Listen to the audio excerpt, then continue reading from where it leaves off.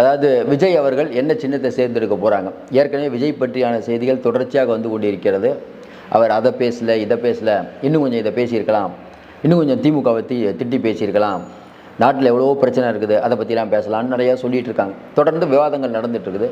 இந்த மாநாடு அப்படிங்கிறது வந்து தமிழ்நாட்டில் ஒரு மிகப்பெரிய ஒரு தாக்கத்தை ஏற்படுத்தியிருக்குன்னா அது மிக இல்லை, சரியோ தப்போ. அப்போ விஜய் அவர்களுக்கு நம்ம ஏற்கனவே சொன்னோம், விஜய் அவர்களை தவிர்த்துட்டு யாரும் அரசியல் பண்ண முடியாதுங்க, பெரிய அளவுக்கான மக்கள் கூட்டம் இருக்குது அப்படின்னு சொல்லி உளவுத்துறை கண்காணிக்குது, ஸ்டேட்டில் கொடுத்த ரிப்போர்ட் எல்லாமே அதை தான் சொல்லிகிட்டு இருக்காங்க. இன்னும் குறிப்பாக சொல்லணும்னா திமுக அமைச்சர்களே அவர் விமர்சிக்கிறாங்க, அதிமுக விமர்சிக்குது. அப்படிங்கும்போது எல்லார் பார்வையும் அவர் மேலே விழுந்து கொண்டு இருக்கிறது.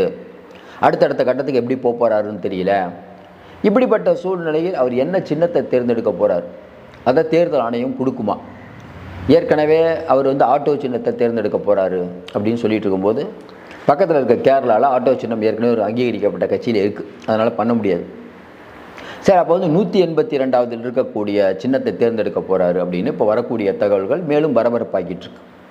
ஏன்னா அந்த படத்தில் அதை யூஸ் பண்ணியிருக்காரு, இந்த படத்தில் இதை யூஸ் பண்ணியிருக்காரு அப்படின்னு தகவல்கள்.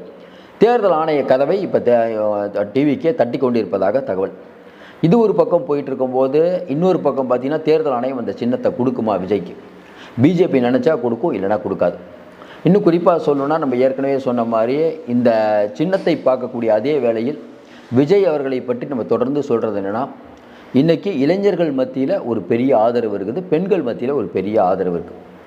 இன்னும் விஜய் கடக்கக்கூடிய தூரம் அதிகமானால் கண்டிப்பாக தூரம் அதிகம். ஆனால் திமுக அப்படிங்கிற ஒரு கட்சிக்கு எதிராக இன்னும் அக்ரெசிவாக ஒரு பாலிடிக்ஸ்